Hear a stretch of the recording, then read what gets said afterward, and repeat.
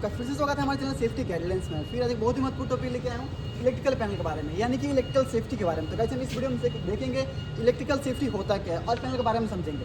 तो गाइस सबसे पहले बता दूँ कि ये पैनल हमारा क्या है कि ये हमारा इलेक्ट्रिकल पैनल है।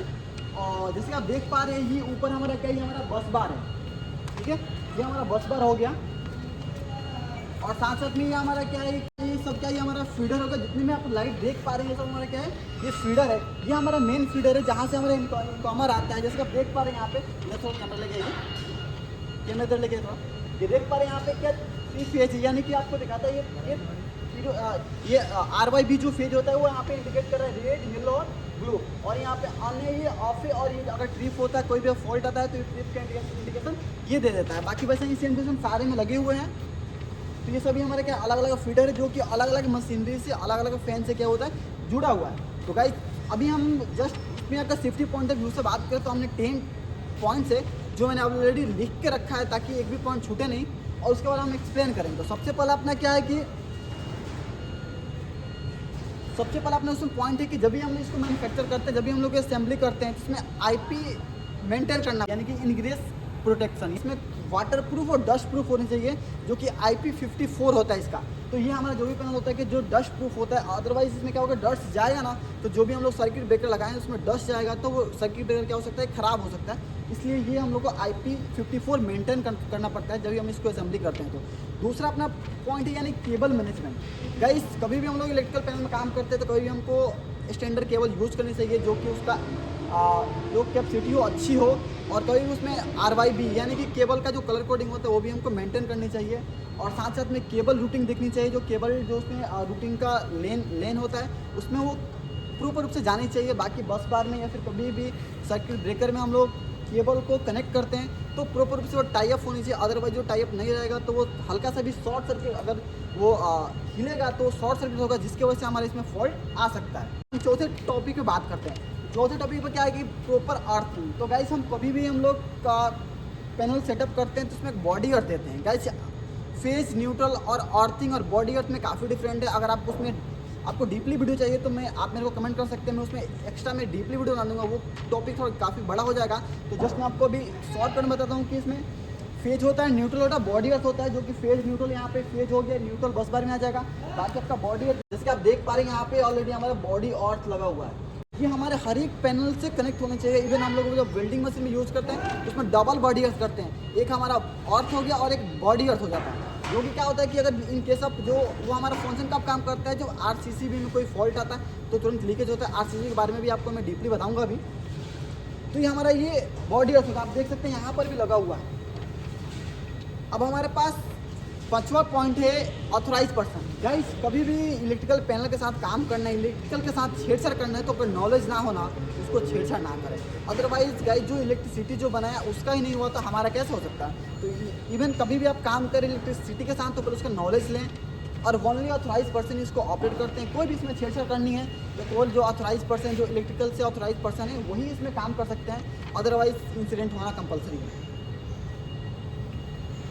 उसके बाद से फ्रेंड्स हमारा छठा पॉइंट है साइनेज के बारे में। जैसे आप देख पा रहे हैं यहाँ पे डेंजर साइनेज लगा हुआ है, जिसको 450 लिखा हुआ खतरा है। यानी कि जो हमारा पैनल है, जो इसके अंदर जो इलेक्ट्रिसिटी है वो उसका हाईएस्ट जो वोल्टेज है वो 450 है। आप देख सकते हैं लगा हुआ है इसमें। तो ये साइनेज यहाँ पे डिस्प्ले होनी चाहिए ताकि हम पता कर सकते हैं कि इसमें जो यूज़ हो रहा है, वोल्टेज हो रहा है, कितना वोल्टेज यूज़ हो रहा है। उसके बाद फ्रेंड्स आता है हमारा 7वां नंबर पॉइंट है लॉकआउट टेकआउट के बारे में। 7वां नंबर या अपना पॉइंट है लॉकआउट टेकआउट के बारे में। तो फिर आप देख पा रहे हैं यहाँ पे हर एक फीडर में ऑन ऑफ स्विच है। और ऑन ऑफ स्विच में आप देख सकते हैं इसमें अगर इसको ओके करके यहाँ पर लॉकआउट टेकआउट लगा देंगे ना तो फिर ये हमारा क्या होता है, स्विच बंद नहीं होगा। दिख रहा है क्लियर नहीं दिख रहा, आप यहाँ पे लेके आइए, थोड़ा कैमरा पास में लेके आइए। तो गाइस ये हमारा क्या ऑन ऑफ स्विच है, आप देख पा रहे होंगे। इसको अगर हम लोग ऑन करके यहाँ पे अगर लॉकआउट टेकआउट सिस्टम कर देते हैं तो फिर ये ऑन ऑफ नहीं होगा, क्योंकि ये जो कनेक्टेड होता है इससे कनेक्ट होता है। जब इसमें लॉक लगा देंगे तो ये हमारा कनेक्ट नहीं होगा। पीछे लग जाएगा। अब आप लॉकआउट टेकआउट सिस्टम लगा देते हैं तो आप काफ़ी आप इससे इंसिडेंट होने से बच सकते हैं। अदरवाइज लॉकआउट सिस्टम नहीं लगाते हैं तो बाय द वे हम इस पैनल समझिए कि हमारा इस पैनल से हमारा 6 एचयू चल रहा है। अगर एक एचयू बंद हो रहा है, वहाँ पे कुछ बंदे काम कर रहे हैं तो सोचेंगे क्यों बंद हो गया, तो जाकर वो मेन इनकमर से स्टार्ट कर सकते हैं। इसलिए कभी भी अगर किसी भी इलेक्ट्रिकल पैनल में हमें मशीनरी में काम करना है तो सबसे पहले अपने को लॉकआउट टेकआउट सिस्टम लगा के ही काम करना होता है। अदरवाइज अगर कोई स्टार्ट कर दिया तो आपका मौत निश्चित है। उसके बाद से फ्रेंड्स हम बात करते हैं 8वां पॉइंट के बारे में, पीपीएस के बारे में। तो यार कभी भी हम लोग 450 से अगर इलेक्ट्रिसिटी यूज़ कर रहे हैं तो आपका प्रॉपर सेफ्टी शूज़ होनी चाहिए और बाकी हैंड ग्लव्स जो इलेक्ट्रिकल इंसुलेटेड हैंड ग्लव्स होनी चाहिए। बाकी अगर आपको फेस शील्ड यूज़ कर सकते हैं अगर हाई वोल्टेज में यूज़ करते हैं, या फिर आर्क फ्लैश सूट यूज़ कर सकते हैं अगर हाई वोल्टेज में हम लोग इलेक्ट्रिसिटी के साथ जब काम करते हैं तो ये हमारा बेसिक मैंडेटरी पीपीएस है जो हमको यूज़ करनी चाहिए। उसके बाद से friends emergency short off switch, जो यहाँ से भी मेन इनकम आ रहा है वहाँ पर भी इमरजेंसी शॉर्ट ऑफ स्विच होगा। और यहाँ पे भी आप देख सकते हैं यहाँ पे भी ऑलरेडी यहाँ पे लगा रखा है। तो इनके सब कभी भी प्रॉब्लम होता है तो आप यहाँ से इमीडिएट बंद कर सकते हैं, जिसकी वजह से हमारा जो भी जिससे ये फ़ैन वगैरह चल रहा है या फिर कोई भी काम हो रहा है तो वो इमरजेंसी क्या होगा, शॉर्ट ऑफ हो जाएगा।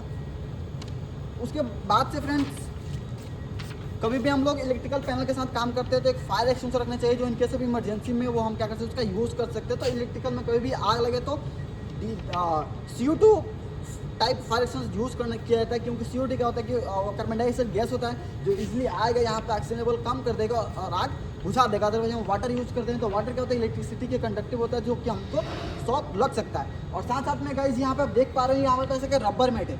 कभी भी हम लोग किसी भी पैनल के सामने या फिर इलेक्ट्रिकल रूम के सामने अगर हमको पैनल के सामने सेटअप करना होता है तो वहाँ पे एक रबर मैट लगाना बहुत ही कंपल्सरी है, क्योंकि ये क्या होता है कि अगर हमको जो हमारा जो ग्राउंड है वो क्या होता है कि गीला होता है, नमी होता है। अगर हम इलेक्ट्रिसिटी में काम कर रहे हैं बाय द वे कहीं से शॉक होता है, गलती से शॉक होता है तो हमको करंट लगेगा और डायरेक्ट हमारे बॉडी के थ्रू ज़मीन में जाएगा, जिसकी वजह से और करंट बढ़ जाएगा, जिसकी वजह से शॉक लगना मतलब काफ़ी ज़्यादा रिस्क बढ़ जाता है अगर वही इंसुलेटेड रहेगा। यहाँ पर देख सकते हैं आप इसका ISO स्टैंडर्ड 15652 ये हमारा क्या है कि ISO स्टैंडर्ड से मीट कर रहा है। जो भी हम लोग अगर रबर मेट जो यूज़ करते हैं उसके बाद इंश्योर करें कि वो ISO स्टैंडर्ड से मीट कर रहा है कि नहीं कर रहा है। तो हमारे पास जो लगा है वो कि मीट कर रहा है। और जो इसका लेंथ होता है तो लेंथ आप पैनल के हिसाब से डिवाइड कर सकते हैं, जिसका आप देख पा रहे हैं ये लेंथ है। और अगर चौड़ाई की बात करें तो 1 मीटर इसकी चौड़ाई होती है, जो कि काफ़ी अच्छा है, हमारे लिए कंफर्टेबल होता है। 1 मीटर से हम आराम से इसमें काम कर सकते हैं। और जो उसकी थिकनेस होती है यानी कि 450 से नीचे अगर करंट वाला यूज़ करते हैं तो उसका जो थिकनेस होता है वो 2 से 3 mm होता है। अगर हमको 450 से ऊपर काम करना है तो उसका जो थिकनेस हो जाएगा वो 5 mm हो जाएगा। तो गाइस ये इंश्योर करें कि जब भी हम काम करते हैं तो करें। और एक बहुत ही इंपॉर्टेंट पॉइंट है कि इसके अंदर बहुत सारे सर्किट ब्रेकर लगे रहते हैं और साथ साथ में एक सर्किट ब्रेकर लगाता रहता है जिसको बोलते हैं RCCB यानी कि रेसिडुअल करंट सर्किट ब्रेकर, जो हमारे वो ह्यूमन सेफ्टी के लिए हम लोग यूज़ करते हैं। आप सुने होंगे फ्यूज सुने होंगे, आप ELCB सुने होंगे, या और वैसे ही सेम टू सेम RCCB है जो कि हमारे MCB आपने सुना होगा। वैसे ही सेम टू सेम एक RCCB होता है जो हमारे ह्यूमन सेफ्टी के लिए यूज़ करते हैं। उसमें 30 मिली एम्पियर में वो ट्रिपिंग रेट हम लोग सेटअप करके रखते हैं कि अगर वो 30 मिली एम्पियर कहीं से लीकेज करता है या फिर हमारे बॉडी में लीकेज करता है या फिर किसी पैनल के पार्ट्स में लीकेज करता है, इसलिए हम लोग डबल बॉडी अर्थ यूज़ करते हैं ताकि लीकेज हो तो तुरंत वो ये जो हमारा बॉडी अर्थ होता है डायरेक्ट वो अर्थ के साथ कनेक्ट रहता है, जिसकी अगर कनेक्ट रहता है तो अगर कोई भी अगर लीकेज होता है तो तुरंत वो सेंस करके ट्रिप कर जाए। क्योंकि गाइस हमारा जो ह्यूमन बॉडी है वो 30 मिली एम्पियर अगर करंट लगता है तो हमको हमारे बॉडी को ज़्यादा नुकसान नहीं पहुंचाता है। बट अगर वही 30 मिली एम्पियर से ज़्यादा इलेक्ट्रिक शॉक लगता है तो हमारे बॉडी को उतना ज़्यादा इफेक्ट पहुँचाता है, उतना ज़्यादा हमारे बॉडी पे इफेक्ट आएगा जिसका हमारी जान भी जा सकती है। इसलिए हम लोग हर एक पैनल में हर एक जगह पे हर एक डिस्ट्रीब्यूशन बोर्ड में RCCB का यूज़ करते हैं ताकि हमारा ह्यूमन सेफ्टी के लिए प्रोटेक्ट रहे। और साथ साथ में अगर कोई मशीन में भी फॉल्ट होता है, मशीन में भी कोई लीकेज होता है तो भी वो ट्रिप कर जाता है। तो गाइस मैं आशा करता हूँ कि ये वीडियो आपको पसंद आया होगा। अगर पसंद आए तो प्लीज़ लाइक करें, शेयर करें और अपने दोस्तों के साथ शेयर करें ताकि सबको ये इलेक्ट्रिकल के बारे में नॉलेज मिले। मिलते हैं नेक्स्ट वीडियो में। आपका दिन शुभ हो।